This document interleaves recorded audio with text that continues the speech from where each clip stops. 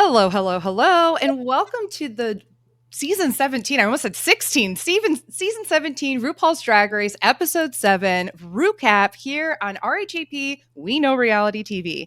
I'm one of your hosts, Beth Dixon, and yes, I know I'm not Liana. We're missing her so much, but we do have a special guest who is not a Snatch Game character here. It is not somebody up in drag, but we will get to him in a second because we have, as per usual, Aman Adwin joining me this week again. Aman, how are you doing? Hello, everyone. I am back. I'm so sorry. I was skiing on the slopes last weekend. Ugh, luxury. So, yes, the luxury. Which I'm just now realizing, like, ski. Yeah, actually, you know what? Let me not sound. I'll save that part for later. But I just, I had a great time last weekend, and I'm back to talk some more Drag Race. I'm glad to be back for the Snatch Game of it all. Super excited for our guest that is going to be joining us today. So. Can't wait to get into it. I know. And speaking of our guests, we are very excited to have Big Brother 15 winner Andy Herren here joining us. Andy, welcome to the pod, and how are you doing? Hi, I'm so good. Thank you so much for having me. I'm very excited to talk about this episode. Yes. What a great one to have you on for, too, because I'm sitting here going, ooh, my one impression that I can do is Nicole Franzel. And I was like, oh, to have like a Big Brother person on for a Snatch Game, like, that would be my niche thing that I'd have to introduce the whole world to would be Franzel, Yes. So, Andy, who would you be if you had to do a Snatch Game character? So I don't. This is something that I really feel like I should have an answer to. I don't. I was watching it with a friend, and he was just like, "Oh, like, what would you?" And I was like, "I don't know." And then he was like, "Well, just give me something." And I was like, "I truly don't know." And so, like, let me think about it a little bit more. But I do not have an answer for you right now. I genuinely do not. Andy, you strike me as somebody that you could take like a fictional character who's not copyrighted, like Mrs. Claus or something like that, and just be like, Andy as Mrs. Claus, and just be like quick-witted and sharp and everything. I think there are many facets of Drag Race where I would be just abysmal, but I genuinely do think if you like transplanted me into any season before Snatch Game and you put me in drag, like I didn't have to do it, and you were like, get out there and like don't lose. I genuinely think like I could beat most of the girls on any given season. Oh, I'm sorry here, people. We have it here. Listen, a lot of them genuinely just do not have comedy chops. You know what I mean? That's my thing. It's like if you put me on there, I would never be able to look good on the runway, but I do think that I could be like quick and do well in Snatch Game. I think that you're very quick, and I think that you're obviously very intelligent too. So I think it's kind of obvious that you also are probably well versed in the RuPaulisms of it. So you know how to like cater to your audience, as we saw in season 15 of Big Brother. Like you're really good at like, what do I do to get on this person's good side? And so I feel like most of Drag Race is just like, how can I appeal to RuPaul this week so at least I'm safe? For sure. Yeah. Sorry, my stupid cat is going to show up. Nope, we're happy. I was listening to the Choir Room podcast where was it she? When he was in the bathroom, and you're like, he's just going to have to be in there. Yeah. Locking himself in the bathroom. Like, I mean, Aman is very familiar with him, so yeah. He will want to make his debut. Okay, like he's the diva of it all. I love it. Oh my God, I just thought of it. You need to do the drag version of be Mike Myers, but be the drag version of Dr. Evil and have him your cat, and then I think it'd be cute. I honestly do not know who I would do either, and I sit here and I think about it for like the longest time, and I'm like, there's a couple of people that I can impersonate pretty well, but what I've come to find is more that I'm more of a quote person, more so than like an impressionist. Like there's a couple people that I can mimic, but like I just memorize memorable quotes, and I'm just like, that's not a Snatch Game performance. I think I think a key to do it. I mean, I think like having a good impression can often get you like a win, but I think a very key way to be safe is to play either a celebrity or a persona similar to your own and just kind of be yourself. And if you're comfortable doing that, I feel like I said, like Candy Muse, every time she did Snatch Game, just like played Candy Muse and was always safe, which like is not a bad decision. Mm-hmm. But that's the thing is that what Candy's doing is just trying to volley with RuPaul and have an answer and a response. And that's all it is at the end of the day. And we'll talk about it because there's clearly some queens in this episode who do not know how to do that, even like around the workroom. And so it was interesting. I thought this was a really fun round table or like a workroom, like with RuPaul and Alyssa Edwards. And we'll talk about that in a second. Overall, Andy, what are your thoughts on the season? How's season 17 treating you? I like this season. I think it's been quite fun. It's been like a little messier than I feel like we've gotten recently, and I like that. It's like I mean, don't get me wrong, I love the competition aspect, but I also do like it when they're just like yelling at each other. And so I really enjoyed like the Lexi versus Anya fight from last week. I thought that was really fun. And like I said, I also think that like these queens aren't like the most polished bunch of queens, which I like as well. I think that's fun to watch. Like, yet again, maybe another controversial Drag Race take. I don't think it's that impressive when someone like is only okay in every aspect of the show and then has amazing runways. It's like, okay, so you're good at spending a bunch of money to have good expensive. Right. I don't think that's that impressive at all. And so it's been nice that I feel like we've got some queens that like aren't just there showing good looks. You know what I'm saying? Like that was very Fifi season 4 against Willem. This is a show for talented people. This is not a show for who can spend the most money. That's what like, but that's also why I like Snatch Game, because I feel like Snatch Game is like you're thrown into the deep end, and like if you can't it's flow, the equalizer. Right. Well, and it's just like I value that much more. Like my favorite Drag Race contestants are like Bob the Drag Queen, Bianca Del Rio. I like the funny ones and the ones that are quick, like Trixie Mattel. Although Trixie's always bad at Snatch Game. It's so funny. Like Katya, Jimbo, it's like I like the funny ones, and I feel like those are the ones that always excel in Snatch Game. And it's like every once in a while you are surprised where some like you can usually pinpoint who is going to be bad at Snatch Game. And like I said, every once in a while someone will surprise you, but usually you are pretty right in being like, oh, this one, and this one are going to be horrible, and then they are. Yeah. It's a talent. Like, and I've said it on this podcast a million times. Like, improv is it is not my tea. Like, I quote Jujubee all the time. I'm a funny bitch, but I do not tell jokes. Like, I just can't.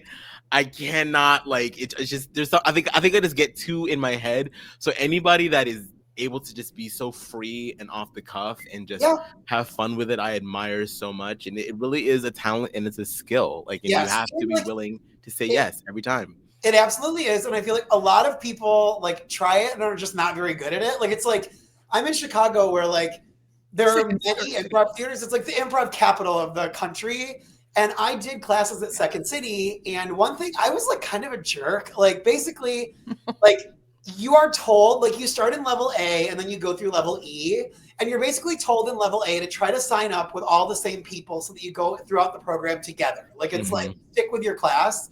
But it's like, if I would get in a class and be like, everyone in this class sucks, like this is not fun. I'm sticking with them. I would hand pick, like I would be like, you and you, let's jump ship for B and like try a different group of people. And I would pick the people that I liked and I would be like, let's leave this class. And then by E, I was with like all people that I thought were really not you trimming the fat. Oh my god! It was like all people that I thought were great. One of the people that I did E with is like a series regular on Grey's Anatomy now. Like it's like they're good, and so that was really fun.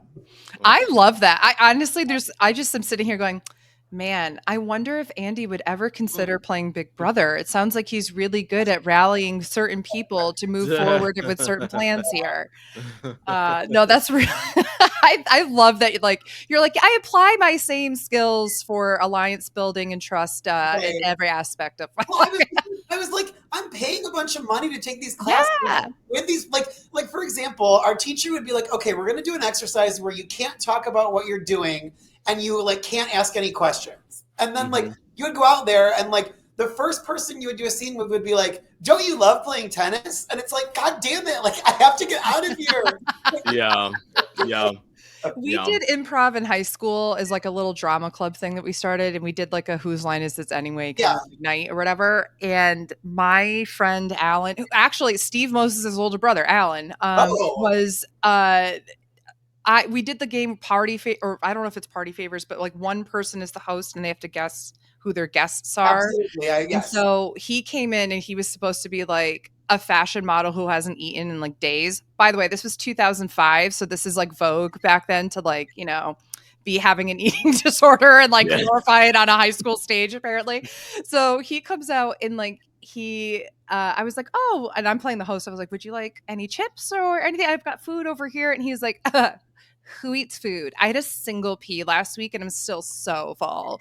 And that was never anything I would expect from him. And I almost lost it because I was like, what? But it's that level of like, sometimes you just got to just say it. Just try to say it. And if it flops, then you can make a joke about it flopping, you know? But a lot of the times with things like that, it's like the happy accidents that really make the magic moments, if that makes sense. Like I remember we were like, it's like every once in a while, like, you'll have a scene where you like break with someone and you both laugh. And it's like, you think that's like, in a lot of cases it doesn't work, but sometimes it's perfect. And it creates like the Debbie Downer sketch from SNL where they're all laughing. Oh, perfect. Example. Or like, there was one time where we did like a class show and I went out there to like start a scene and just nobody else came out. And so I just like pulled up a chair and I did a like 2-minute monologue as Bigfoot. I don't even remember what I said, but it was like, it like brought the house down. And my teacher was like, nobody. Did you say I'm a woman? He went out to support him. And he just did this, like, he had like the best moment of the show. And it's just like, I was like horrified when I was just out there by myself, but it all worked out.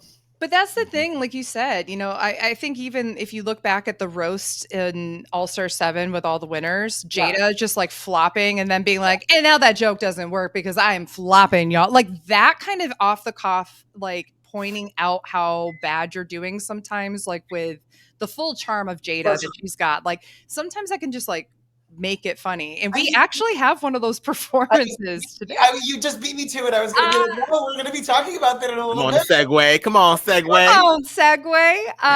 So yes, let's talk a little bit about Snatch Game and this episode. I mean, this episode is pretty much when we join the group again. It's a very quick bye Hormona, but at least she left the wig behind. So now they have a little bit of Hormona. Was it Corey that said, I am living for the fact that Hormona's wig made it one more episode than she did on this series? Yes, it was. That fuck ass Bob. We love it. Fuck ass Bob. We love it. I hope Julie Chen wears it next season. That would be iconic. What a crossover. So the first thing that we end up really having is Alyssa Edwards comes out with RuPaul and does the walkthrough. And I do think it's really funny that they showcase like she's done poorly, she's done well. And then they were like, and then Global All-Stars happened. How many of you actually watched it? Like one of those things. That was right. And didn't they film this before she actually won? So it's like, did they spoil the season 17 queens? Yes, I read. I mean, you can't ever trust anything you read online, but I did read that on Twitter that they filmed Global All Stars before this. Yeah, that makes. That is. I mean, it would have been interesting if they would have had to spoil it because I don't think Alyssa didn't win until this fall, like October. Mm-hmm. So yeah, they were filming before. That's so funny that they were like, by the way, Alyssa's gonna win this. The bitch won. All rigged. We all know. Anyway, All-Stars, man, what a season! Boy, that's a season that we should all, I think, collectively like get a drink, a blunt, whatever you want, and just sit down and just hash it out someday. You know, I love Alyssa Edwards, and it's like a bummer that that's her win. Like it's like, agreed. Yeah. I think that's what's so tragic about so many of like the UK versus the world and Global All Stars is like so many of the people who win are people that we want to root for, but we feel like something was inherently kind of favored them along the way for the win, you know, but I mean, that's the problem with having too many All-Stars damn seasons. Like, I agree. Pull back, baby. Pull back. I was just talking to friends about this. And we were saying how, like, in American All-Stars, like, do you guys agree? There seemed like there was like a shift after season 4. Like, seasons 2, 3, and 4, I genuinely feel like the cast seemed like All-Stars. And then you get to season 5, and you've got like Shea Coulee, Jujubee, and Miss Cracker, who I do think are All-Stars. But then you've got like India Farah and Angina. It's like that was a cast where it was just like, okay, so these 3 are definitely going to be the top 3, and then they were. And it's like, I definitely do think we should give queens that didn't initially have like a great run another chance. But I think there's a difference between doing that and having casts that are just like, so half the cast got like 12th place or lower. Like, what are we doing? That was like season All Stars 8, right? It was like right after All Winners. And it's like, so what if half of them are first outs, right? And we've talked about that a little bit on the podcast and such before. I love having people come back and like surprise me. Like I feel like Hannah Montrese was somebody, for example, you get to see that glow up and those kind of things, right? But at the same time, the naming of All Stars is a little misnomery now. Well, and I have like this. Some stars. I feel like I'm sounding like such a hypocrite because I feel like one of my biggest criticisms of like Big Brother is that they rarely give other people a chance. Like it's like, I'm sorry, I love Janelle. We don't ever need to see Janelle again. Like it's like, please bring back. I disagree with you there. I always want to see Janelle. I love Janelle. I love Kaser. I love Nicole. I really like Nicole Freed. I like Dave. I love it.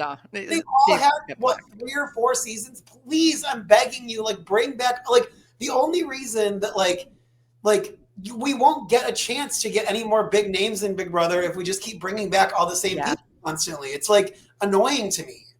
Yeah, and I feel like Survivor did that for a long time too. But it's one of those things that I just think is. I feel like RuPaul's Drag Race has like the opposite issue. Right.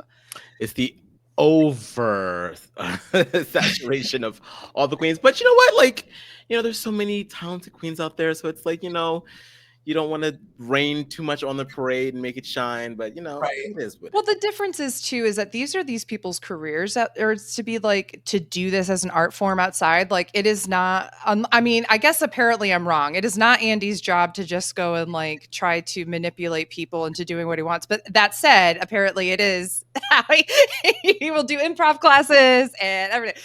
But that said, what did you guys think about Alyssa going through all of the different Snatch Game characters with RuPaul in the workroom? I liked it. It showed that, and I, you know, and what you were mentioning before, in that, like, you know, we've seen her fail at it because Katy Perry performance, girl, what happened? But you've also seen her, you know, do a little better, and so it's like, okay, so you know, someone who has like gone through it with Snatch Game. I think that's the person that I want to talk to me, because if I'm a queen and I'm walking in there and I'm nervous about Snatch Game, like I want someone that has already been through it and has been bad at it to let me know, like, this is where you can succeed. This is what you need to do. And then of course you also have Ru there that's going to be like, that character might not be what you need to do. And sometimes you can go against Ru and change his mind, or it's like a premonition to be like, girl, don't do it. There was a little bit of both of that. I feel like that happened in this episode. Andy, what did you think about Alyssa as kind of like an alum coach of sorts? I mean, I always love seeing Alyssa. Like I said, I have 2 Alyssa artwork like paintings in my bedroom. I love her. And it's funny because I actually don't think that Alyssa, like I was saying earlier that I like the like sharp, quick-witted queens, and I actually would not consider Alyssa sharp or quick-witted at all. No. But I just find Alyssa very endearing. I think she is sometimes unintentionally funny. She is somebody that, Aman, when you were saying that you're somebody who's just quoting, like I feel like you would do as well as like Alyssa does on Snatch Game and All Stars 2, just quoting Mommy Dearest but as Alyssa Edwards. Like I could see you as Aman in your like full Aman warm, fun energy, but like quoting something, you know, try to make it your own, baby. Yeah, like you could like pull out like okay, who can I pull that has a whole bunch of quotes that are fun? Okay, I'm gonna be Keke Palmer, and here's like just all the quotes she's ever said, kind of thing. You know what? I feel like I could actually. You know what? Thanks for the suggestion. I feel like I could pull Keke Palmer. I could if I study Keke a little bit, I could probably pull that one off. We'll see. I'm just saying, you know, I feel like those are safe bets. You know, if you want to just be safe, like find somebody who's pretty quotable. And if you can do somewhat of the energy, which we'll get into this with Anya, but like if you can do the energy and then like just amp it up a little bit into something that is just almost a caricature, you're golden. You're fine. Yeah. So with this in mind, we have Alyssa and RuPaul will go through all the characters, and there's quite a few queens who have either multiple choices that they're trying to work through with RuPaul. So, you know, Lydia Butthole Collins is one of them, coming up with David Lynch and Catherine O'Hara. And the way I wanted her to choose Catherine O'Hara and she didn't made me very upset, Andy. I mean, like, I don't know. I agree and I disagree. Like, I think Catherine O'Hara, like, just as a gay guy, I'm like, and who loves Catherine O'Hara, kind of the same thing like what I just said about Janelle. It's like, can we please chill with like the Jennifer Coolidge and Catherine O'Hara references? Like, I want to get a little bit something else. And so David Lynch is a much weirder choice, and so I don't hate that she went with that. Yeah, that's true. And I do think that it played to her strengths of just saying weird shit and just having a reason for it, right? Sometimes you have to know what your mind is capable of and find a character that allows you to just say that shit and have nobody question it. Yeah. I think that David Lynch is definitely the better choice. But because I feel like Catherine O'Hara, I mean, at least to me, I don't think that she has like a distinct point of view, if that makes sense. Like, I feel like she is well known and everybody loves her, and we've seen many of her films, but like, what is it about Catherine that is like Snatch Game material? Well, the thing is, you could do Moira Rose. I think anybody who does Catherine O'Hara for Snatch Game is going to be Moira Rose. Yeah. David, RuPaul. Yep. I'm just sitting here masticating on my thoughts and like stuff that makes no sense, right? Like use a large word that may or may not actually fit with what she's trying to say in that moment, but say it with a playful kind of tone. And that's all you have to do, right? Whenever anybody does Jennifer Coolidge, they don't. Jennifer Coolidge is actually like very smart and articulate. If you like listen to actual interviews with her, no, they all play like the characters that she's played in like Lotus and Legally Blonde. Yeah. Right. All they're doing is just real bad. Oh, yeah. That's all they do, right? For sure. And I think that that's what I think is really funny is like if you take that one thing or like at one point, if like I would have died if Butthole had been doing like Moira Rose, for example, right? That's the character. And then out of nowhere just yells, Kevin! Like a completely different character or whatever. I would have liked that. Mm-hmm. See, like there's just like little things I think that you could do there. And if people know David Lynch movies, but they may not know David Lynch, and like what a time too, because like he had just passed a few weeks ago with this airing, and so just an interesting kind of homage a little bit there. But it's I don't know. I felt like I didn't necessarily learn too much about the point of view of David Lynch, other than he continues just to be a guy who's just a little out there. Yeah. From Lydia, but yeah. Let's get into the actual Snatch Games in the fashion of all the queens themselves. So I have put together a little slideshow. We're basically going to be kind of doing a little back row into the front row snake moment. And so we will be starting with Acacia Forgot, who does Trisha Paytas as her Snatch Game character. And we can talk about the runway, which was also nailed it. So we'll go through and talk about both with each queens. Aman, what did you think about Acacia's portrayal of Trisha Paytas, and let's say in comparison to was it Sugar? I think it was Sugar who did it, right? And Sugar. I would say maybe slightly better than Sugar. So I'm not even sure if I really agree with that either, because Sugar was just so. It was kind of like in the same vein as Lexi this season, where it was so bad that it turned into being a little bit funny. I feel like Acacia sort of took it a little bit too seriously. It's like you're not trying to be Trisha Paytas. You're trying to be the caricature of the caricature that is Trisha Paytas. And I feel like she didn't go far enough with her inflection. She didn't go far enough with the answers to the questions. Like Trisha Paytas is a provocateur. Okay. Like I just need you to give me so much more. As far as Nailed It is concerned, I like what she did here. I always feel like Acacia is like just on the cusp of being extremely sickening. I feel like there's always like something else that I'm missing when it comes to her looks. But I don't think she nailed it per se. But I think that she gave what needed to be given to be safe, at least. What are your thoughts, Andy? I actually really like the look. I wouldn't have put it in the top, but I think it's like a very solid, safe look. I thought Trisha Paytas was yet again, other people just truly bombed, but this was very forgettable. Like it just, I do not actually remember a thing that she said as Trisha Paytas. And I think that says everything. Like I said, it was very forgettable. I genuinely just am kind of over choosing Trisha Paytas as a character on this. I just don't think it's ever going to be that good or that interesting. But yeah, I think she was lucky that a lot of other people did horrible. I think that that's, one of the goals I'm starting to learn on at least regular seasons of Drag Race is like, at the very least, don't stand out for the bad reasons. If you can just be forgettable and hope that a couple people are bombing, if you see people are bombing, it's just like, I'm just going to answer this and try to be my character. And I'm not going to try to necessarily swing for the fences. Okay, first of all, I'm never going to be that person. I will always swing for the fences. I will fall on my face. But in terms of like how well you can do in Snatch Game, especially when there's like 11 queens doing Snatch Game, you're going to be able to, do something serviceable enough to be safe, which I think is what she did. I do think that she had a little bit more Trisha Paytas like lines of sorts. I don't think she delivered them properly, but I do think that she sounded more like this is an answer Trisha Paytas would have given versus what Sugar did. For her nailed it look, I love the kind of, Boy Scout, Girl Scout kind of vibe, and then each of her nails having a different Swiss Army knife kind of attachment. I like the idea. And I love that she's like, and on my middle finger, I have a penis because you can always, take a ride and sit on it. And I was like, okay, iconic. That's like the one thing I'm going to remember about you in this entire episode is one line. What I don't think she looks like Trisha Paytas. Like if you just showed me, no, not at all. I would be like, I don't know who she is. Not at all.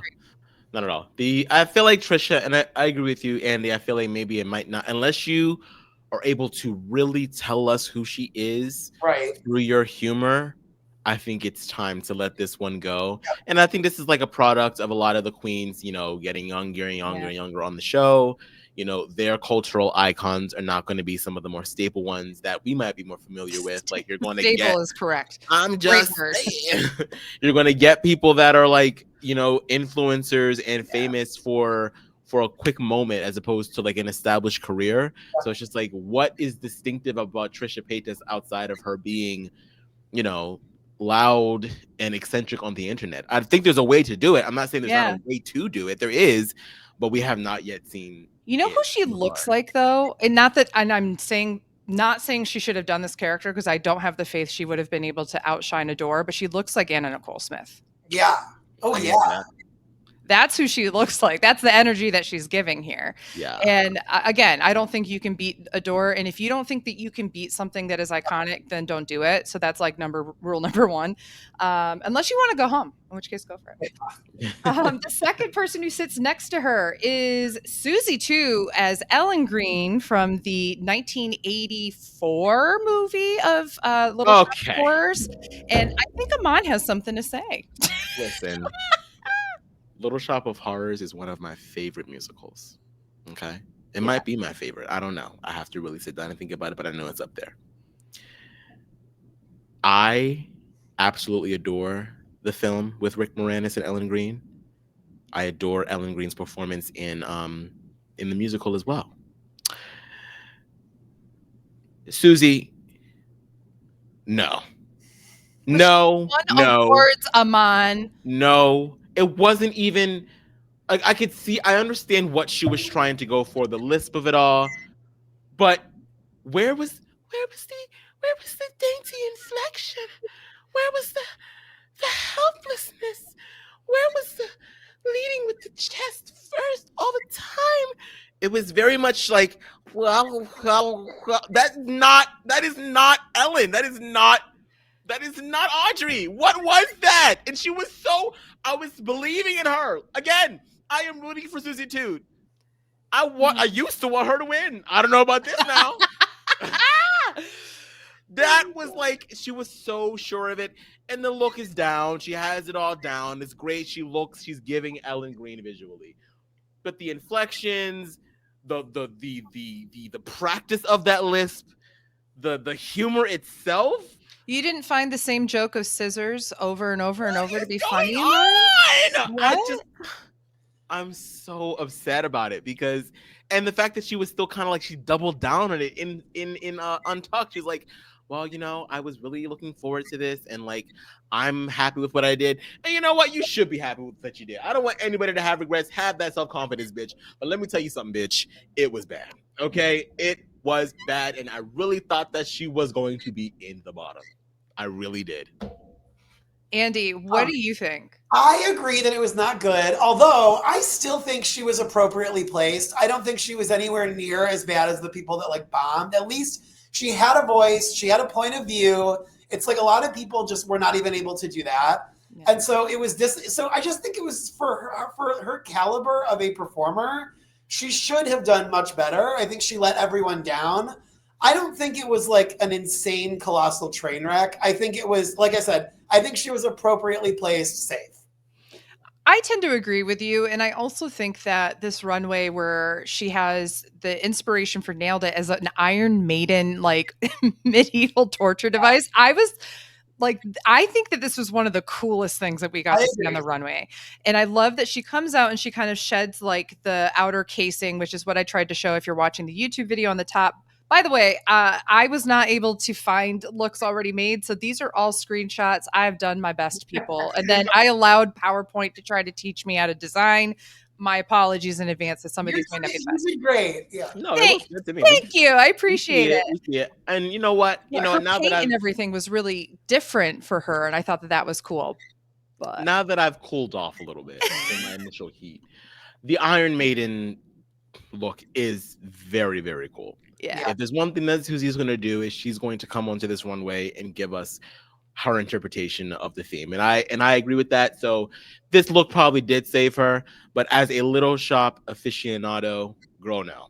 Yeah, we need to sit down. We need to watch that movie together so I can see what the hell were you thinking. That's what I want to know. I think it's obvious that she has, like, this is what she does as a caricature. And we know that she's doing a caricature of Ellen Green. Like, nobody is sitting there going, wow, what a spot on perfect Ellen Green impression. And I think she knows that. But I think she's overestimating is just how funny it is for people who aren't in on the joke. And when you look at other people like Jinx Monsoon or Ben de la Creme, who have brought people into the world of the character that people may not know as well. Like, people may not have known who Paul Lined was, right? In All Stars 3, Ben de la Creme does a masterclass. And like, I know who Paul Lined is at the end of that, right? Mm-hmm. I know who all of these characters are. And I only got what like Sussie's interpretation of what this character is, rather than understanding who Ellen is outside of Little Shop of Horrors. Yeah. That said, I agree with Andy. I think that she was appropriately placed as safe. I think if the runway had been weak, I think there could have been a case for her to be in the bottom. That said, I do think that there were other people who bombed quite hard. And I think, I could be wrong, but I think the next one, nope. Well, yeah.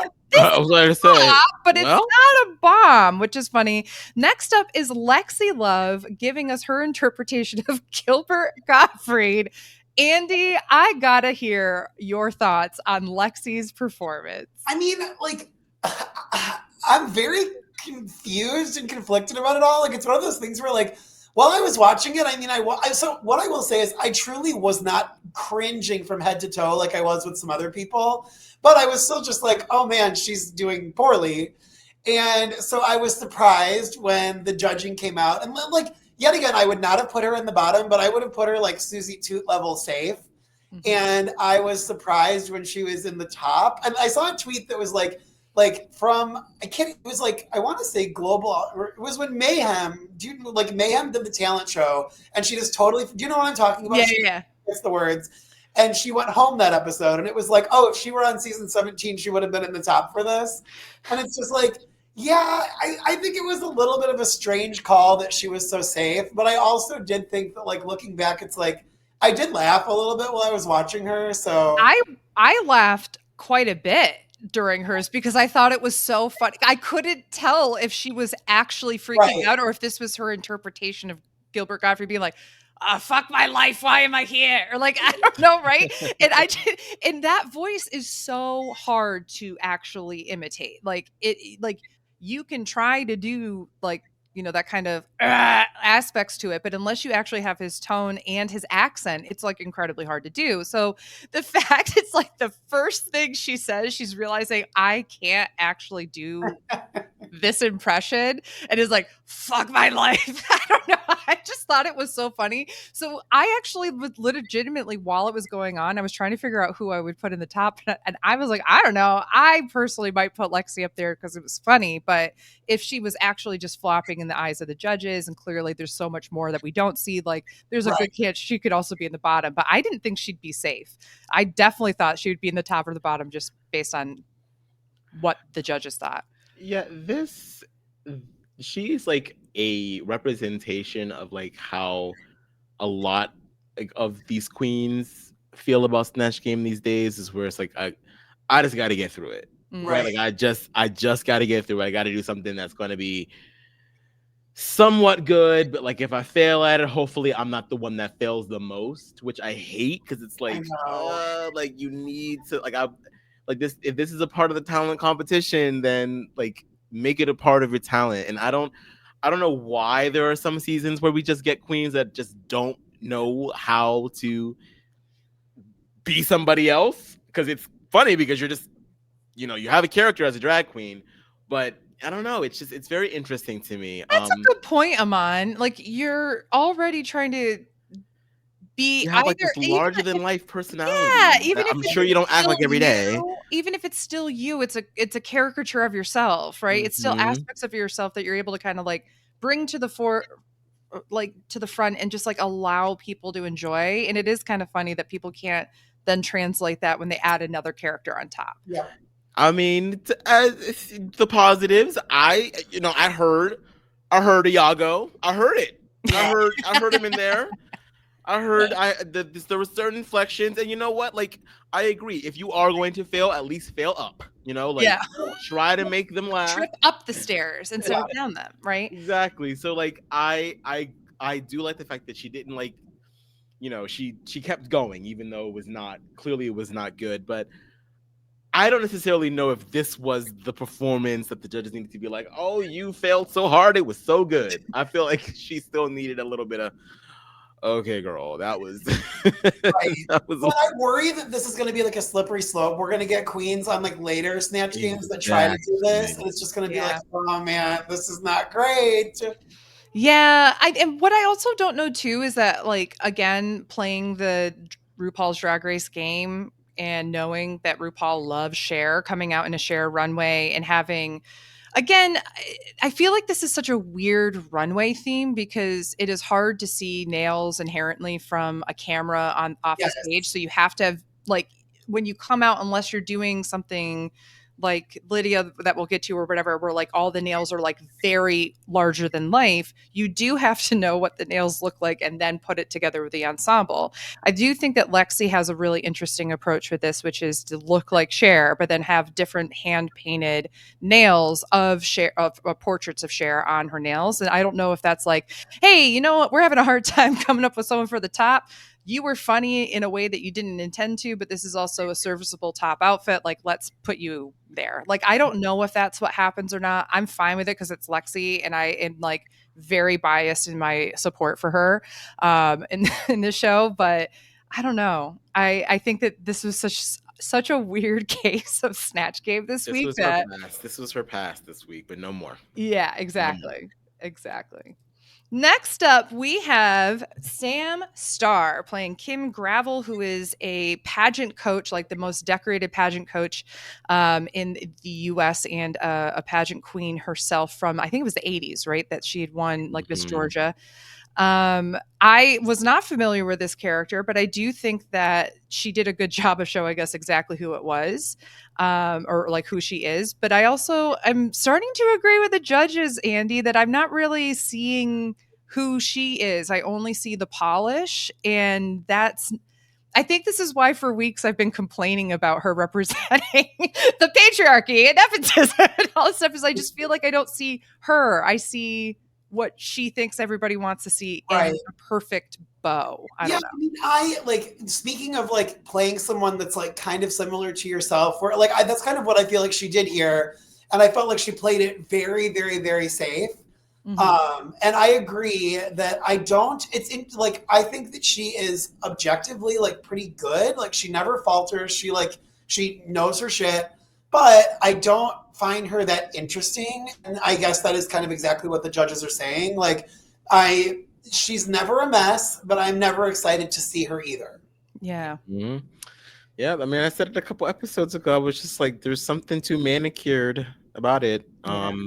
And I hate to make that critique because it's like I was watching the Roscoe's tavern party, and Naisha was like, yeah, sometimes when I feel like the judges say that, it's like that's so messed up because it's like, so you want me to fail for you to like see who I am? And it's like, I don't necessarily know if they're saying that per se. Right. It's more so like, don't be afraid to be ugly. Yeah, there's Right. like where's Lana needs to clean up the hems, you need to let them rip a little bit. Like give us something. It's so put together. It's and not relatable. That's what it is. Is that it's too perfect. I think there have been plenty of queens that have been consistently amazing, but incredibly memorable and have interesting points of view and like don't really ever fail. Like it's like I said, I think that Bob and Bianca are my two favorite winners, and those are like classic examples of two winners who like never really had bad moments, but they were still like messy and showed who they were, and like, you know, like. And we've had queens, like I would argue like Monet in any season that she's been in has had moments where things were like a little crunchy, but that was also very her in the moment. So it was endearing because it was her point of view. Sure. And what we're seeing right now is like picture perfect America point of view. And I think that might be the reason why I don't like it, is that it's celebrating all these aspects that we're pretending is still like the American dream, so to say, at a time when especially like this community is torn apart. Now, this is not me saying like Sam's awful for representing this type of brat. That's not what I'm saying. But I guess I'm saying there's like a little bit of a disconnect between what she is presenting and the world around her at this time. And it would be great to see her come out and like swear a lot and look ugly or whatever and still be perfect doing it, whatever, that's fine. But I don't know. It's fascinating. And you know, like, and if that's again, like, if that's not her personality, then who are any of us to try to make her be something that she's not? So it's like, you know, I don't want anyone to feel like we're saying, "Oh, bitch, be somebody else." I am so much. It's not so much that, but you can just tell when someone's like a little bit too buttoned up or too put together. It's like, come on, like, you know, like let it down a little bit. That being said, this look is one of my favorites. The look is great. Of the entire runway. She looks absolutely stunning. I love this sort of like skin graft, you know, plastic surgery type Barbie doll experimental. Like it's giving everything that I want, nailed it to give. Yeah. And so I do love that. But again, I feel like it's such an exemplification of who she is. Like just like how etched out it is, how, you know, like there are blueprints to making it perfect. Like it's so meticulous, but in the best way possible. So I will say the thing I want to give her a lot of props on is that she's clearly practiced her character beforehand. And I know the judges gave her props on that too, even though it came across as like almost too rehearsed at times. Canned, yeah. But I appreciated that. And even though I laughed at the Lexi I would much rather aspect somebody do that than not know what the fuck they're doing. Exactly. Sure. Which will be apparent. I think it's the next queen that we're going to be talking about here. Yes, it is. We will be moving on to Lana Jure, who I don't know, unfortunately, has ever actually learned anything about Rosa Parks other than Black History Month. But like, even if she doesn't know anything about Rosa Parks, like there are a lot of queens who play characters that you can tell they don't know anything about. She was so bad. The thing that I think Lana is making a mistake a lot of young queens or people who come to the show who aren't actors in particular do, which is I have an idea for one joke. Yep. And therefore it's good enough. And nope. And she proved the exact reason why that one joke is not good enough. Right. when RuPaul quote unquote ruins it for her, and it's like, bitch, this is RuPaul's show, okay? Like RuPaul is going to be the one. It says RuPaul's line, okay? So you have to learn, how do you want to characterize her to banter? Do you want her to be like, I mean, like, you can just kind of come up, like they were saying, like Quinta was saying, like, you can just be, we don't really know what her voice is like. So you could have so many different points of view with Rosa Parks. And like, I don't know. It's one of those things that if you don't know enough about a figure, enough to be able to do a serviceable job of like coming up with something for her as like responses, don't do it. Right. Or like, no, I agree with Quinta. It's like, or just totally lean into making her this extreme caricature that doesn't really make sense, but is still funny. Like, yeah. Exactly. I mean, come on. She could not, to save her life, come up with any sort of a funny retort to RuPaul. And I'm going to be honest, how long did this outfit take it to come up with? Like it's not like she spent time being like, well, I figured out I can really look like Rosa Parks.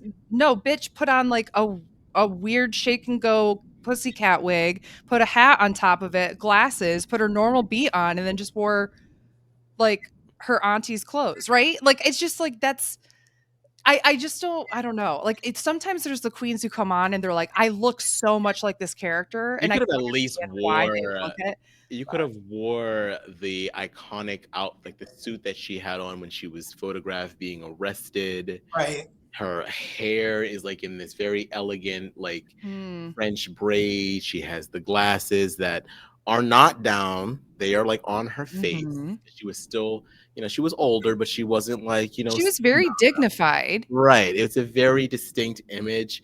And it's like, look, I am not too one to be too stuffed up about you can be a historical figure and, make fun of it. That's fine. I'm all for the comedy of it all. So I don't want anybody to feel like it's like, you can never be Rosa Parks. No, of course you can. Make it funny. As long as you make it funny, I'm here for it. Because we all respect and revere Rosa Parks for who she is. I get that. But it's just like, if you are gonna go for that character, man, you have to do it, or else it's just like, then it turns into, damn, you just. It would have been great if she was so dignified looking, but then was like, yeah, make Rosa Parks a bitch. Like, make her like a bitch, right? Like, that would have been so great. Like, RuPaul, fuck the bus. I exclusively take the subway now. Like, what are you talking? Like, like, right, that makes no, like, is the MTA still running? Like, come on, like, you could just come up with like random cities like that don't make sense or whatever. Like, is the Caltrain, like, whatever.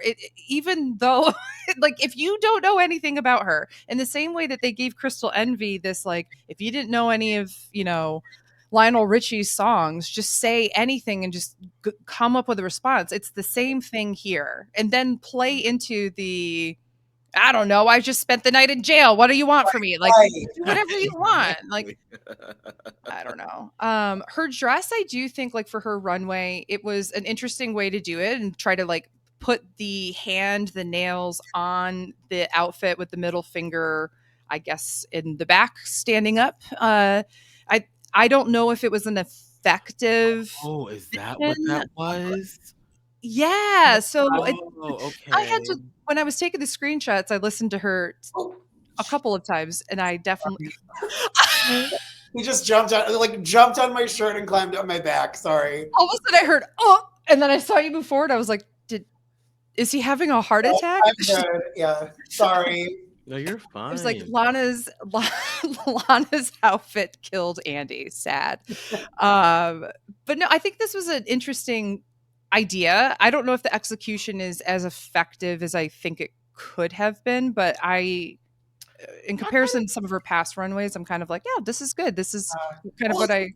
She talks about how she's like a look queen, and I'm just like, when are we going to see that, girl? Like, I just feel like a lot of these looks have not been it. Yeah. I do like this one. I feel like it is sort of like, you see the fingernails without it being explicitly fingernail. Like, it could be something else. Like, it could just be the design of the dress. So I do sort of like that deconstructed type take on it. Mhm. But it is a rather similar silhouette to things we've seen from her before. Right. Well, And the wig is very similar as well. So it's just like, girl, like, if you're gonna be, touting Lex Noir London as your mama, there is like a bit of an expectation that comes with that, which I hate to do because, like, of course she's her own queen, but right. give us a little bit more. Give us a It's little more. interesting. It's like, I don't know if you like, she's been coming up on my Twitter a lot, and it seems like she's actually like quite funny. Like her tweets are funny, and so that's why I've been surprised that we're not really seeing any of that on the show. Yeah. I think Law Roach said it perfectly last week, which is just like, I think that she's really having her confidence shaken, and She's in her head, you see it just that she isn't owning her whole presence, right? Mhm. And I think that what she's hoping for is that, like, when she's on the runway, it's not that she's confident in exuding confidence. She's confident enough that her body looks good, but Right. maybe not the outfit. And that's not enough. I mean, like, yes, you should be confident in your body and it's gorgeous and like wonderful, but like, you have a power inside that can be exuded through confidence and how you're presenting things. And it's getting lost, and you're letting yourself just say, don't I have something good to show clothes on top of? Right. Well, RuPaul asks, would you like to switch with Big Ange in the front? And Big Ange responds to her and says, hey, I'm black too. Okay, I think that was so funny. That was like one of the biggest laughs that I got in the entire Snatch game. I died. I thought this was funny. So next up is Corey King, who decides to go do Big Ange for her Snatch game, which I thought people were going to bring up the Pearl of it all. And when they didn't bring Pearl being a good Big Ange, then I was like, uh-oh, this means that she's either better than Pearl, which is good, or she's safe and we don't really hear anything. Yep. I think she did a serviceable job in the Snatch game. Nothing to hoot and holler about. Nothing that I was like, woohoo, this is great. Nor did I feel like she bombed. This runway, I think she should have been in the bottom for just the runway alone. I mean, I What feel are we like, doing here, Corey? I actually think Corey is a very fun persona on the show. She Every is. week I see her runway and I'm just like, oh, she's going to be in the bottom. Yeah. I'm like, how is this woman a drag sister to plain Jane? Right. You know what I mean? Like, she's got the tongue for it. She's the malnourished sister. She's For sure. I almost kind of respect it. It's just like she comes out looking terrible every one way, and still like skates by and is funny in confessionals. Like, I don't know. It talks shit about everybody. And I love in the beginning of this episode her really trying and like overtly trying to get in Sussie's head beforehand. Oh, so you're saying that it would be really, really bad if you flopped at this? You better not flop at this. Like, I live for the mind games. I live for her as a character, and I live that she can't back it up on the runway. I'm going to say something controversial, and I actually think this is one of her better runways. I think this is better than she's been in like the past few weeks. I agree if it weren't for the nailed it portion, which is she came out and she literally said, bitch, I'm giving you a classic. I'm not giving you any diamonds or anything bigger than that. I'm not doing chains. I'm not doing anything. And all I can sit there and think of is RuPaul going, I don't want to see no H&M, right? Like, this is like, if you're going to have a nailed it runway, make it drag. So if you want a French tip, do a massively long one, or make your whole body look like the French tip or something. I'm like, what are we doing? I don't know who's getting the last laugh. She was safe. So it's amazing. And the internet, from what I could see on my time, everyone's like, what is happening here? I don't know what is going on with Corey King. Like, she had such a strong opening. And again, like, we love Corey. She's funny. Like, but why do the nails look like paper? It looks like when I was a kid and I used to just like cut up little pieces of paper and make fake nails for myself. Like, what is going on? In that fake cigarette blunt, like, what are we doing? The one that she had as Big Ange is way better than the one that she had on the runway. So, like, why didn't you just take the same one? She is such a crafty fucking queen. And but I live to, because I think that it's important to, like, sometimes have crunchy Yeah, drag in front of yes, you with of a course. good drag queen persona. Like we have Mhm. kind of like Drag Race has completely sanitized drag in so many levels, including like It's turned into like a real beauty competition, and it's Yeah. really not it's supposed not to a be that. pageant. And No, so it's nice to be crazy. reminded. Go back and watch old seasons. It's just like, oh my god, all of you would be like in the bottom, and Like They the all went whole to Wet Seal and like in their greatest mall the fashions, like whole Jujubee cast in is season going 2. home. Like Yes. week 1. Tatiana, like fully just came from the mall. Like it's just amazing to me. But I do agree. I really like the idea of the concept for it, and I like the idea of what is something that shows off nails. A mime, but the part about that that's funny is that normally mimes are showing you their palms. Yeah. So not the nails. I don't know. I thought this was serviceably safe. I could Yeah. say that. She's funny. I I agree. enjoy her.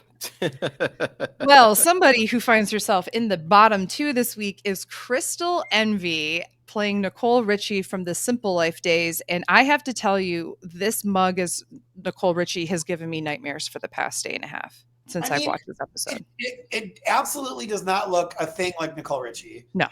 At all. I thought this was abysmal. It's like not funny, didn't look like Nicole Richie, like didn't know anything.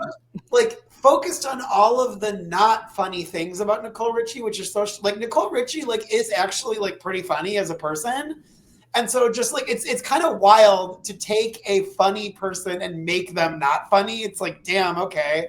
And yet again, like, I'm sorry, but going into Snatch Game, I was like, oh, Crystal's not going to be good. And I was proven right.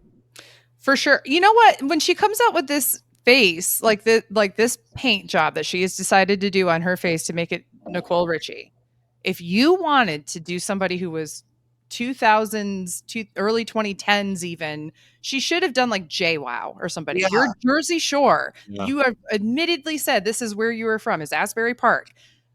Do Jersey Shore. Do somebody from like you're trying to like make it too complicated for yourself. If this is something that you're nervous about, then just do something you know and make a caricature of that. Like she could have absolutely done JWoww and it would have been serviceably fine, I think. Right. I also just this kind of a persona, like the Paris Hilton, Nicole Richie, like I'm a stupid bitch, like sort of persona, just like is never going to be that funny. I just, yeah.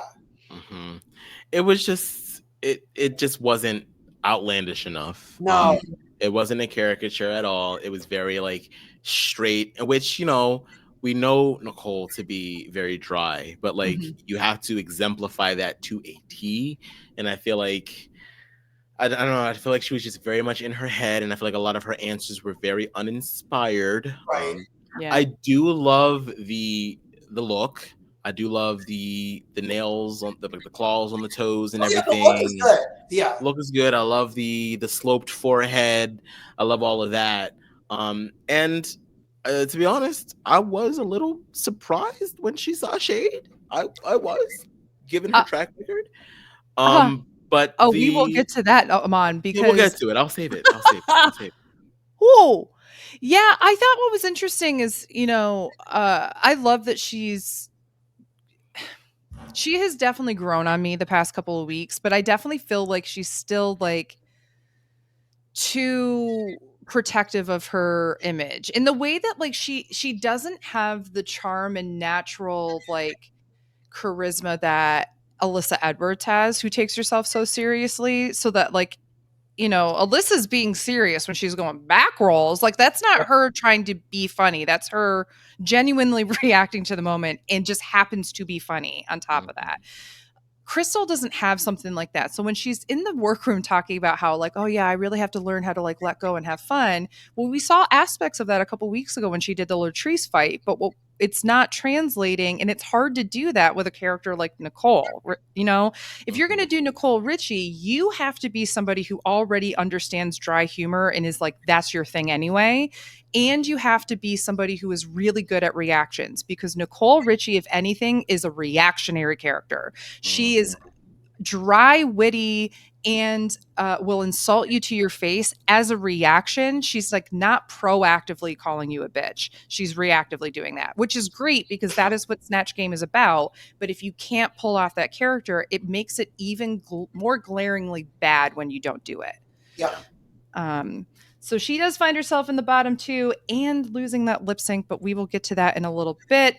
Next to her, though, is Miss Jewel Sparkles, who comes out as Miss Big Feet. Plural here. Yes. Come on, give me your thoughts on Jules being Miss Big Feet. You know, it was cute. I saw a little side of Jules I didn't really know about. Like, Jules has been very interesting to me because, you know, a lot of her runways have been very stellar.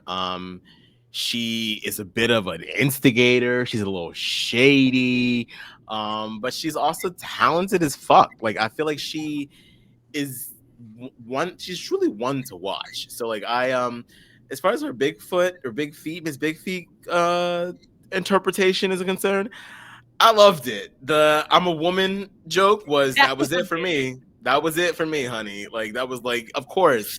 It's like, why the fuck are we assuming that Bigfoot is a man? Like, how dare we? You know what I mean? Like, so I love that. I love that. It's a subversion. It's cheeky. It's funny. It's shady. And I think it's everything that she is, but wrapped up into a different character that we haven't seen before. So, Jules, you know, okay, I might need to rearrange my little winter picks real quick. Oh, I mean, it was very uninhibited, which I loved. Like she fully leaned into the character, went all out, was not afraid to look bad or like not bad. Bad is not was not afraid to look dumb. Yes. Like, which is a good thing. I thought this was very good. Mm-hmm. I think that this is an example of something that even I was saying about Andy in the very beginning of this podcast, where I was like, this is a fictional, supposedly could be real, character, where you can just do whatever you want with it and just be able to like answer the questions the way that you would, just put a silly voice on, right? Or something like that. And you don't have to think too much about, all right, what is my character? Like, how does she respond to these things? That it can be a lot harder when you have somebody with a blueprint that has quotes and has opinions and perspective, right? Mm-hmm. So having somebody who doesn't and you get to reinvent it is, I think, a really smart way to kind of go around. And we've seen this now multiple times to the point where it used to be kind of frowned upon. And now I'm like, please do that instead of Rosa Parks next time, you know, like, I also like that we get the runway story about her having a tumor on her spine when she was 14. And this runway is kind of a representation of what she called that tumor, the beast. And so the beast is kind of all of the accoutrement that's like on her bodysuit and such. And I kind of also got some All-Stars 2 space future of drag runway aspects. I was like, oh, the claws are kind of like the Alaska nails that she had that were really long. The silver kind of reminds me of Alyssa Edwards and Tatiana. And like there's like, I think there's just like enough here that's kind of cool. Or not Tatiana, Katya. And I just think that there's aspects about this that I think are really neat and polished, but it's simple without being like, oh girl, it's just a bodysuit. That said, I don't think it's like the most imaginative one that we've seen on the runway for this game. I agree. All right, moving on. Next we have Lydia Butthole Collins as David Lynch, as we talked about a little bit, and with a very twisted runway story that I lived for. I think David Lynch wrote her runway monologue. So.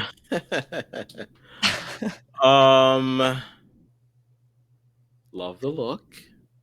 Very avant-garde. Mm-hmm. It's giving if Lady Gaga meets Kim Petras in an alleyway on a Halloween night and Jigsaw shows up and they'll have a threesome. That's what it's giving.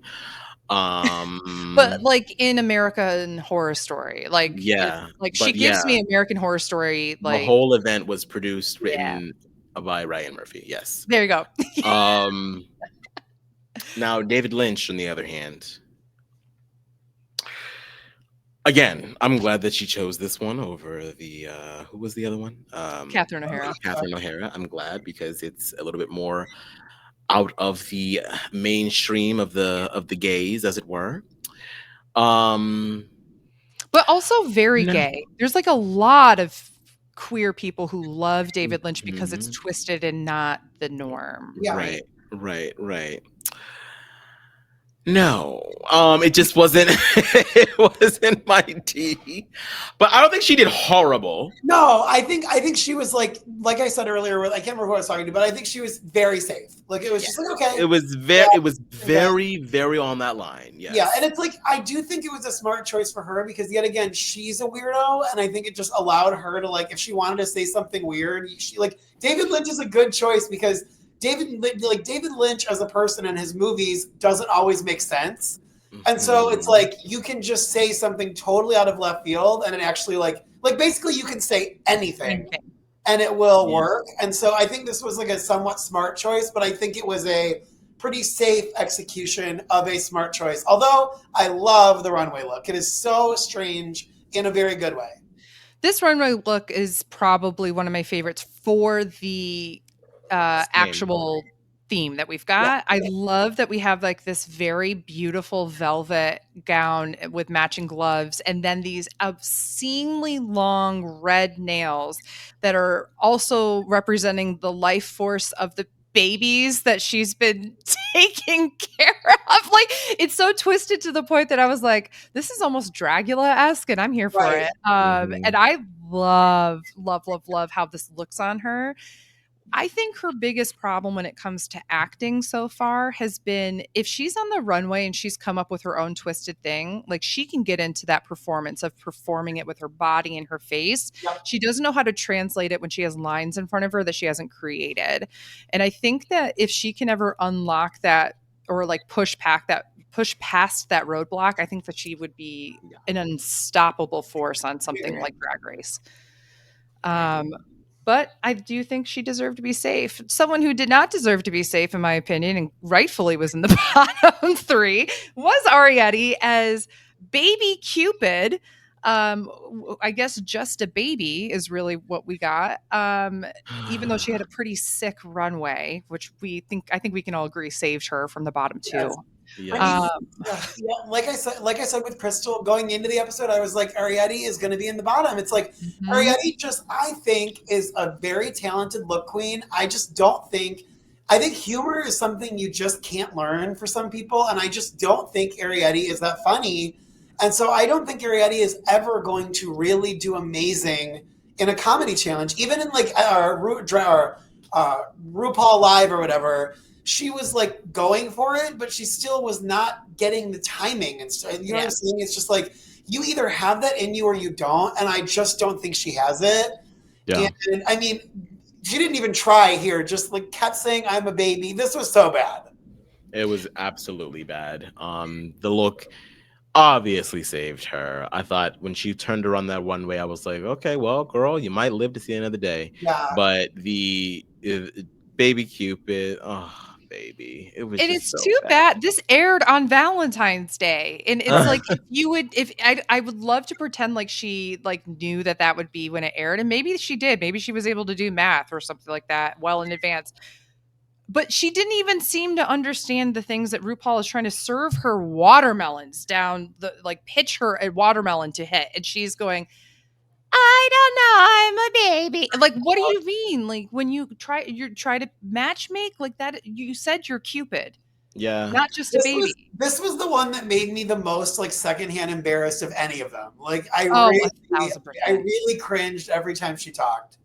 This just goes down as like one of those examples of, younger queens. And, it's funny saying that about Cupid because everyone should know who Cupid is. I learned who Cupid was when I was like 4 years old. But it's just like, you just need more life experience. You need more things to draw from. You need more references to make fun of because Cupid is everywhere in the ubiquitous sense of Valentine's Day. But also there are many interpretations of who Cupid can be.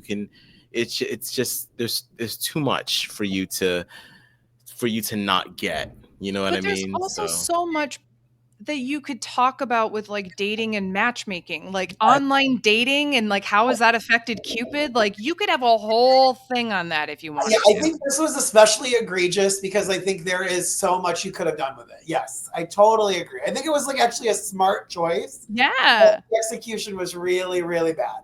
But I also kind of think that I don't think she knows that Cupid is not necessarily a baby. Right. Like, I think that was interesting because, like, RuPaul's like asking her in the workroom, so you're a baby? And she's like, yeah, I'm Cupid because I'm a baby. And they're like, so you're Cupid? So I don't think that she knows that, like, it's actually really not that popular of an idea that Cupid's a little baby. Right. Like, it's just like that is some imagery, but that's not all of it. And some of that might actually be cultural too. I'm not actually 1,000% on that.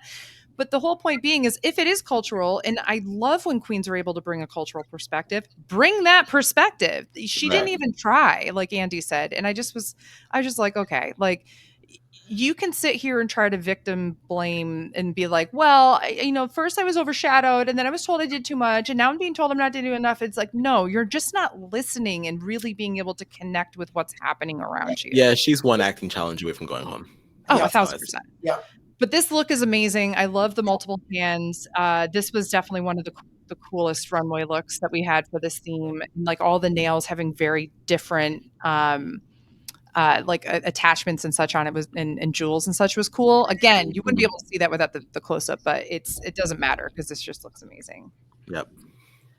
Our last queen, we finally get to our winner. I did make it this way so that we could end with Anya Nerve as Eddie Murphy. Andy, what were your thoughts? This is one of my favorite Snatch Games ever. I thought she was so dialed in. I thought the impersonation was perfect. Every single answer she gave was funny. I thought this was incredible. This is a masterclass in how to do it. Yep. I loved it. I was raised on Eddie Murphy movies. Like, I am, Nutty Professor down. I am Daddy Daycare down. I am Haunted Mansion down. I am Saturday Night Lights down. I am Norbert down. Like, this is like Eddie Murphy was like one of my idols growing up. And yes, like I absolutely like just look the face. Like if I squinted, I would not be able to tell that was not Eddie Murphy. No, it is so good. It's so funny. And all the inflections and just the way that's nasty. Like it was so good. And I just instantly chuckled. It just took me back to my childhood each and every time. Going into this episode, I thought Anya Nerve and Suszie too would be the two to beat, and I'm glad that at least one of them like lived up to my expectations. 1,000%. I said the same thing. I think Liana and I were like, well, clearly Liana and I last week literally thought this was going to be a season 14, everybody in the bottom except for two people. And we were like, okay, maybe Jules and Anya and Suszie are okay. And then when Suszie fails, I'm like, oh shit. This is going to be interesting. Anya Nerve, Quinta had this comment, and it kind of echoed, I'm pretty sure, what you said a few weeks ago, Aman, when they did the RDR live, where she played the host, and Quinta said, I want to watch you host SNL because I got to see your energy as well as channeling Eddie Murphy. So I got to see your perspective, your comedy, your caricature of Eddie Murphy, who's already funny, and you were repeating some of his jokes or lines or whatever, but doing it in your own way. That's something that I could see as somebody who goes on SNL, hosts, and does all these different characters. Like, that would be fun to watch.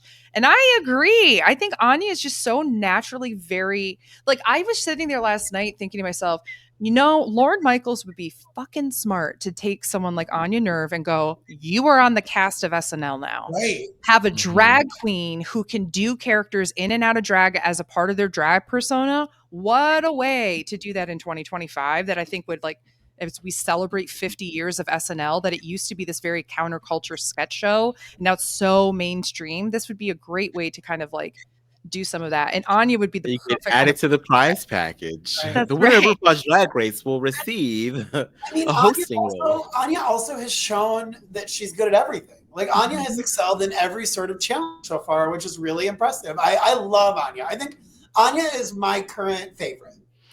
Anya and Lexi are my two favorites. For sure. I think it's really interesting because that this season, I'm pretty sure everybody's rooting for pretty much the same people, but is like fascinated by other people in the cast. Like, I'm not rooting for Corey King to win, but I am rooting for Corey King to stay around for a while because she's so entertaining. You know what I mean? Like, and I think Corey King in like her crunchy outfits over Arietti any day. I'm sorry. No, as for me, give me Corey King and her crunchy outfits over Sam Starr any day. Yes, over Sam Starr as well, for sure. For sure. And until I get to see a little bit of like a chink in the armor that makes her human, that's probably how I'm going to feel. That is Sam, I mean. I also love this outfit. Wow. The nails in particular, I love, love, Mhm. love. I love the chains. This is drag, but I also feel like I've seen this girl. You know what I mean? Like there's something relatable there, and it's relatable to me as a white girl from Brooklyn. Like, so come on, like You have such a seriously. point of view. It's very smart. I love it. Yes, I The love it a lot. airbrush graffiti T-shirts were like a staple growing up that I would see. You would see them at football games. You would see them at, people's funerals. You would see them everywhere. Like it was just like, as far as like the Black community is concerned, it's like such a customize your own shirt, make it your own type deal to celebrate whatever event that it is that you're going to. And I love that. I instantly knew where she was coming from, what it was all about. And like adorning the hair with the nails as well was just like it was so ratchet in the best way possible. So And like she nailed that. Oh, and like the bandana cape skirt, yes. like yes, the short shorts with the pockets that have like the bandana print sticking out. Like there's just aspects I know this there, girl. like I know this girl. like I grew up in rural upstate New York. I know this girl. You know, like this is there's something, there's just so much love in like what she grew up with in her drag that like you get related to it, right? And I think that that's why I'm missing that from Sam, is like it doesn't come across as relatable. It doesn't come across as I know this girl. It comes across as I know this girl is a villain in pretty much every narrative I have come across in media and have for my entire life, right? But I just love Anya Nerve. I love that this is a queen from really not much of a drag community in Ohio, and she's out here killing it. And so I just am a big, big fan of hers. Doing what needs to be done. So we have our bottom two that we've discussed of Crystal Envy and Lana Jarre. Lana, this is her second time lip syncing, second in a row. And Crystal's the first time in the bottom. And Crystal, no. I was shocked. I did not agree with this outcome, but I was shocked. You agree? I did not agree. No. Oh, I did not agree with this outcome either. I will be very honest that I felt like I don't think we've seen any proof to show that Lana has any more to show us, and I think that Crystal does. Yeah. And I don't think the lip sync, and I think that Lana was not happy in the lip sync because of like some of the moves and such that Crystal was doing, which I understand. But I feel like her breaking character and just showing like throwing a little bit of a hissy fit with her face, so to say, like I just kind of felt like that is energy that doesn't show me that she's here to fight. It shows me that she's done. Right.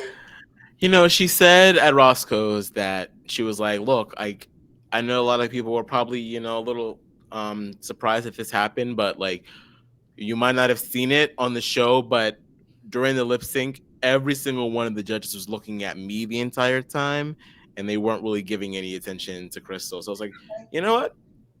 I will take your word for it, because obviously with your wig coming off and you still winning, okay, maybe you were just more enticing and intoxicating to the judges than Crystal was. But I was a little shocked, especially because Ru has made a stink about queens not having their wigs on their head. Now, granted, you could have the caveat because he says never remove your wig, like purposefully. But it's still, like I can understand, like if it were like if Lana were like mopping the floor with Crystal and the wig came off, I would get it maybe. But I thought Crystal genuinely won. I did too. I genuinely felt like it was interesting in the beginning of this episode. They have this moment where Lana is trying to show Jules how to like bring her foot almost all the way to their head while she's on the ground. And all I could think of is that's foreshadowing. Then we see her on the stage. And I agree with the commentary in the very beginning of the episode. And I can't remember which queen was talking about it, being like, there's a lot of girls who are really feeling themselves that maybe shouldn't. Yeah. I agree that I felt like, yes, there's something that can look good. But the way she was doing it in the workroom, I was like, ooh, that's not as sexy as you think it is. She did it during the lip sync and it was much sexier, and probably because she was like in finished drag at that point and really trying to feel it. But I don't think that she beat Crystal, period. But I also don't think that she beat her enough for that to save her. Right. And on top of her track record, and on top of just like, I felt like both her runway and her show were, or in her Snatch Game were weak. And I felt like Crystal at least had a strong runway. I don't know. I mean, Which is very interesting. here's the thing. I don't think they're both long for the show. And so it's like, okay, like we lost one a week or two, but we'll lose the other one. Like, I mean, I could see Lana go next week. Like if she, 3 times in the bottom in the row kind of thing. It'll be interesting for sure. With that said, I would be so much more pissed if I were Crystal and to see Lana go home the next week. I'm like, but also imagine being mad that Arietti didn't go in the bottom because she should have been gone 2 weeks ago, but then got saved by a twist, and then she won a challenge, and then she barely was safe. Like, I think that there's probably a lot of feelings, and like I know the producers are so happy with some of the drama that they're also helping to cause in this season. Of course. And I'm hoping that these queens are like the Vixen and come to fight next week. That said, what's next week's challenge? I already forgot. Rusical. Oh yeah. It's gonna be like the Wiz, right? Yep. I am excited for that. I think it's going to be very interesting. I'm sure they did this on purpose with Wicked, but also having the Wiz aspect of it. Like, there's so many different cultural things that you can like. Yeah, I think it'll be called the Wicked Wiz of Oz. That's so it's amazing. like a combination of all three: the Wiz, Wicked, and the Wizard of Oz. That's incredible. I'm excited for that. That'll be good. That's so gay. I'm here for it. Okay. Anything else from this episode or Untucked? I admittedly have not been watching Untucked because I'm buying all my episodes every week, and I refuse to also buy Untucked. Suszie remained somewhat delusional in Untucked, but also has now, I saw on Twitter, was like, hey, like I was in my feelings, and I fully apologized to everyone right after. And so it's like, I love someone who can like admit when they're wrong or when they're acting like a jerk. And so much love to Suszie for that. But yeah, the Untucked is basically just Suszie being like, I'm upset that I am safe. Yeah, she was like, I wanted this character to be like everything, and like I'm so proud with what I did, but like I should have been in the top. And I'm like, you can be proud of what you did, but you shouldn't be. Yeah, be proud. I will never tell you not to be proud. But and she kind of like says some weird disparaging things about Anya and like her Eddie Murphy, and it's like, girl, if basically said that Anya was being herself. I was like, oh, so that means that you don't know, you're not familiar with Eddie Murphy, because that was Eddie Murphy down. It was one of those things where it's just like, if you're gonna like just, it was doubly bad just being like, I was great and Anya wasn't that good. It's like, girlfriend, no, absolutely not. You know they're going to show clips of that from Untucked in the actual episode next week, at the very beginning, when they're like, last week I got a little in my feelings about blah, blah, blah, blah, blah. And it will be like throwback to Untucked footage or whatever I'll say there. But interesting. Well, I can't wait to see how this turns out, so to say, with my opera classes. Anything else that we need to discuss from this episode? So. Or did we snatch up all the snatches? We did such a good job. We were Oh, I did love the part during the walkthrough with Ru where Ru like fucking called Corey King out on her was it Corey King? On the shoes, and like went and grabbed them and everything. That was funny. Where are the shoes? Where are they? Yeah, I love that. That was amazing. And the fact that like she goes, I love that RuPaul has that epiphany where she's like, I'm in the workroom, all her shit's here, I'm just gonna go fucking find it. I'm here for that energy. That is so funny to me. And like, of 17 seasons, we haven't seen RuPaul go through I know, stuff. right? Go through the queen stuff. And then Alyssa was like, girl, you dance in those shoes? And she was like, no, you didn't dance. She just walked down the runway. That was so shady. I'm here for shady Ru. I feel like Ru is finally getting a little shadier, like in a way that is like holding the queens accountable a little more frequently, which I think they need. It's kind of like the reverse, like inverse, I mean, of like what Jeff Probst has done. Jeff started off so shady to all of these like players all the time. And it's just like softened over the years. And I think RuPaul's like, these young queens need a little bit more real shade from me to be, but Oh, excellent. Well, Andy, thank you so much for joining us this week. Where can people find you and what are you up to? You can just find me. It's just my name on all socials, and I'm not up to much. I'm gonna watch The White Lotus tonight. Yes. Yeah. Excellent. Now, I mentioned this earlier. You were on Aman's amazing podcast with Matt Ligori about what was it, like a month or so ago? Yes. And so admittedly, you were one of the ones I was listening to as I was preparing for my own recording with Aman, which will Oh, come out okay. in a few weeks. But if anybody is interested, you should go and listen to the Diary Room podcast with Andy that Yes. came out last Yes. week, which is also Aman. Where can people find you and what are you up to? You can find me everywhere at Aman Adwin. And yes, Beth said, check us out over at the Diary Room, where me and Matt Ligori are trying to determine the best Big Brother player of all time, whatever that ends up meaning rather. Beth and Andy have been guests on the podcast. Andy has already come up in the bracket and has already made it on to round 2. So if you want to see how far Andy goes, keep on watching, baby. But yeah, It would have been amazing if you had gotten yourself. I know. It would have I been. know. I kind of wanted it to happen. So annoying for all the listeners. I was so close to getting some really iconic people, but I think we had some iconic spins on the one that we're going to talk about. So. I had 2 winners, which was very exciting. Yes, you did. Yeah. Winners on winners on winners, baby. Yeah. I love that. I did not. It hasn't come out, so I don't want to say anything about it. But I was going to say, I was I almost was like going to comment on your episode, and then I was like, I don't think I've heard it, and so that makes me that would have been amazing if you were like, "Oh yeah, I loved your episode. It was so good." And then like Aman and I are just looking at each other like, "Oh, okay, how do we press the end record button?" Like, no, this man remains fake. Yeah. Well, you will not be considered fake at home if you go ahead and subscribe and like, comment on the video, send in your 5-star ratings and reviews. It really does help our podcast. If you are not already a patron, please consider becoming one over at RHAPhasapodcast.com or patreon.com/RHAPhasapodcast. Thank you to everybody behind the scenes at RuPaul's, not RuPaul. Well, thank you to them too. Thank you to everybody behind the scenes at RuPaul's Drag Race, but thank you to everybody behind the scenes at RHAP. For getting this up into your ears and in front of your eyes. Until next time, we will see you next week. Bye-bye.